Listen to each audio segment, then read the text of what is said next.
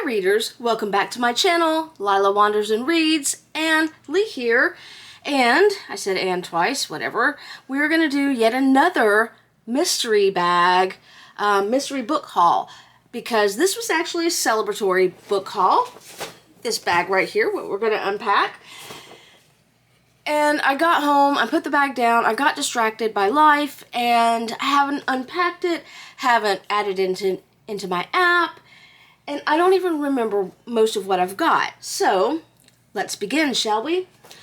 The first book that I got, I know the title because it was on top. That is The Honey Witch by Cindy J. Shields, and this was a buy one get one 50 pick, so I would not probably have bought it otherwise, but it does have an interesting premise. Marigold Claude has always preferred the company of meadow spirits to the suitors who've tried to woo her. So when her grandmother whisks her away to the tiny Isle of Innisfree with an offer to train her as the next Honey Witch, she accepts immediately. But her newfound magic and independence come with a price. No one can fall in love with the Honey Witch. Then, Lottie Burke, a notoriously grumpy skeptic, that was a tongue twister, shows up on her doorstep, and Marigold can't resist the challenge to prove to her that magic is real, even at the risk of losing her home and her heart. Interesting. We'll see. We will see. Next up, this handle is just going to continue to get in my way. That is When She Was Me by Marley Bush. Again, another buy 150. Probably would not have picked it up otherwise. However, this does look really good. Ever since that night, twin sisters Cassie and Lenora have been inseparable. It makes me wonder if they're really one person, but we'll see. As the sole permanent residents of Cabin 2, their refuge on an isolated Tennessee campground, they manage to stay away from prying eyes, probing questions, and true crime junkies. Just the two of them, Cassie and Lenora, against the world. The peace and quiet is almost enough to make them forget what happened all those years ago. Almost. Until a teenage girl camping at the neighboring cabin goes missing and the memories come rushing back. As the crime becomes ever more recognizable, they know better than anyone that so-called happy families can be anything but. Each sister suspects the other knows more than she's letting on. Trapped in the isolating claustrophobic wilderness, Cassie and Lenora must piece together the truth of what happened and the sinister truth lurking in their own past before it's too late. It does sound promising. I hope it doesn't let me down. I will probably need some of this darkness in the near future. Next. This is True Story by Katie Reed Petty. Alice Lovett makes a living as a ghostwriter, helping other people, I just realized I gotta move these over here so I don't forget to add them into my app, tell their stories. But she is haunted by the one story she cannot tell, the truth behind a vicious rumor from high school. Back in 1999, Nick Brothers and his lacrosse teammates started their senior year on top of the world, until two of Nick's friends drove a passed-out girl home from one of the team's legendary parties, and a terrible rumor spread through the town like wildfire. 15 years later, Alice, Nick, and two of their friends are still dogged by the story. Each knows a part of it, but no one has the full picture. When Alice finally gets the opportunity to confront the past that she can't remember, but which has nevertheless shaped her life, will she take it? We'll find out.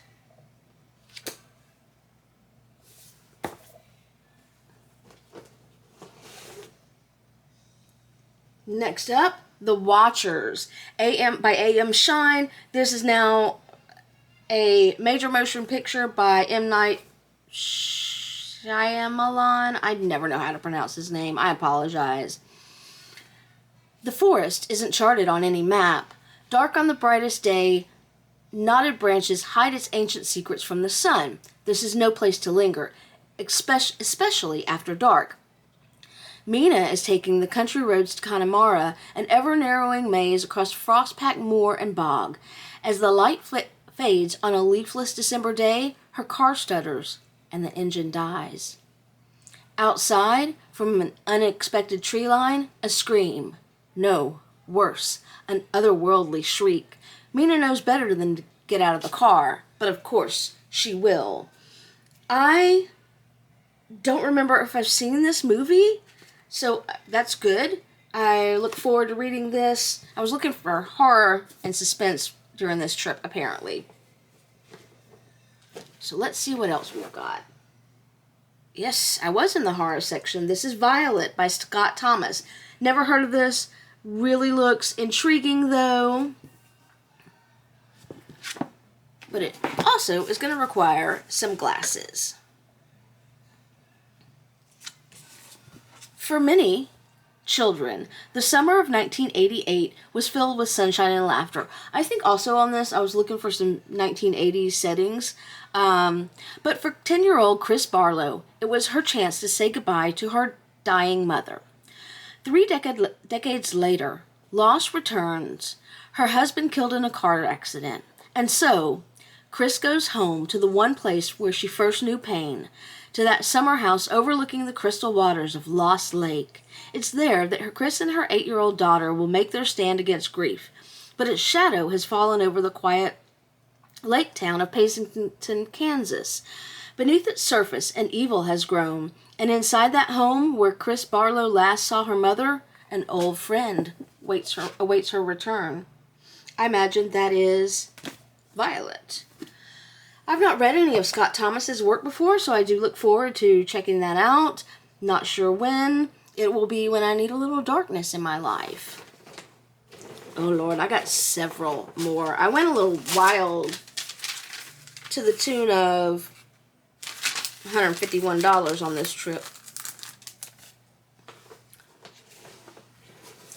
This is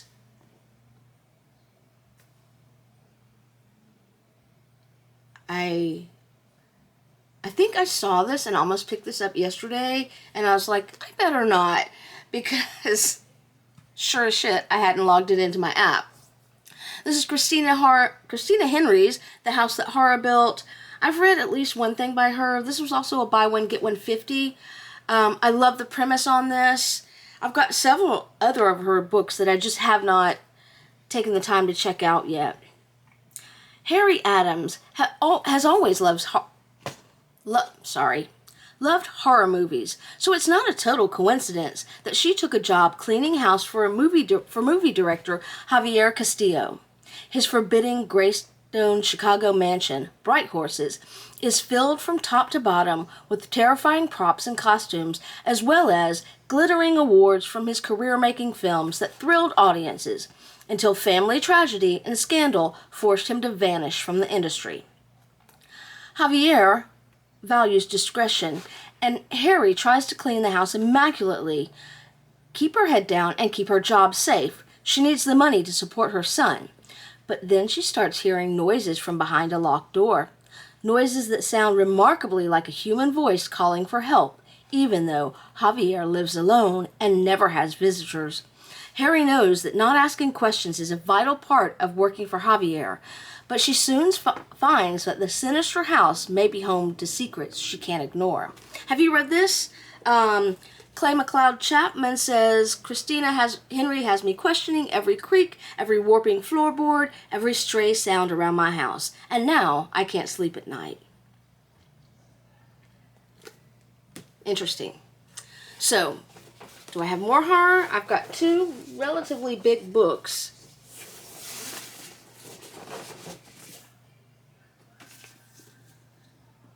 One is, I don't even remember picking this up, Nicholas Slovenik, The Hunter's Daughter. I do remember picking it up, and I remember why. It is about a serial killer, and I love me some serial killers in fiction.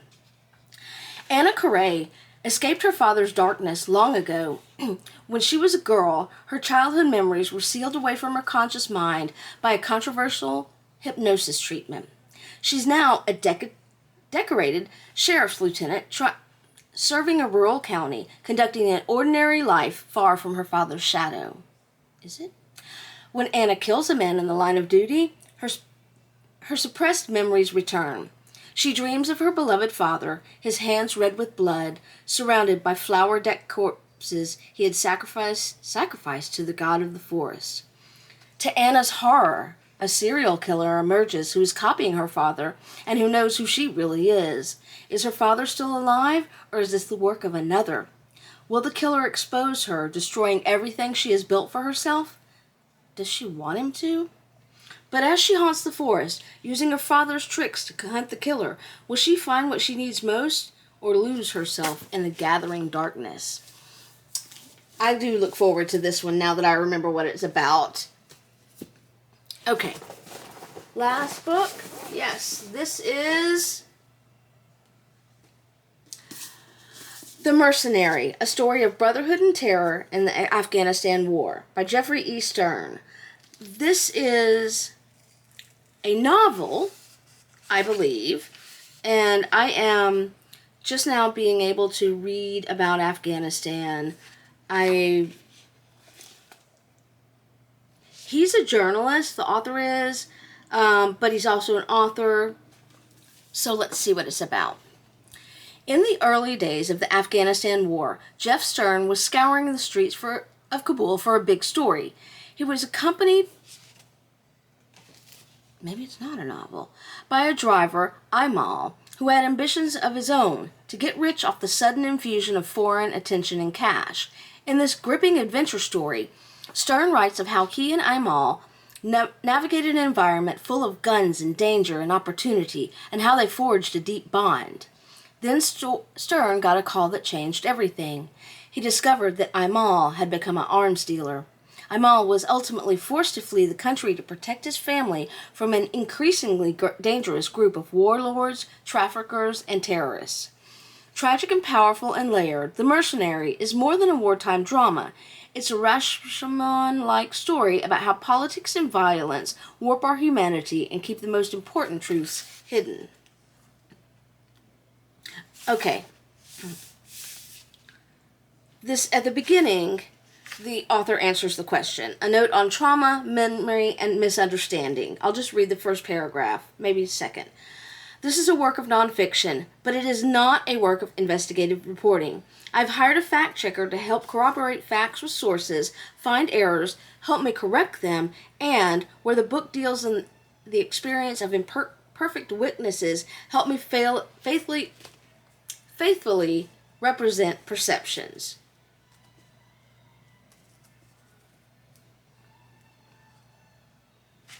Interesting. I do look forward to reading this. Anywho, my camera just did something weird. So it's time to pack it up, and I've got to remember to log these into my app. Next week, I'll come at you with another book haul, and probably what I think I might be considering reading during Pride Month. That's all for me. Happy reading!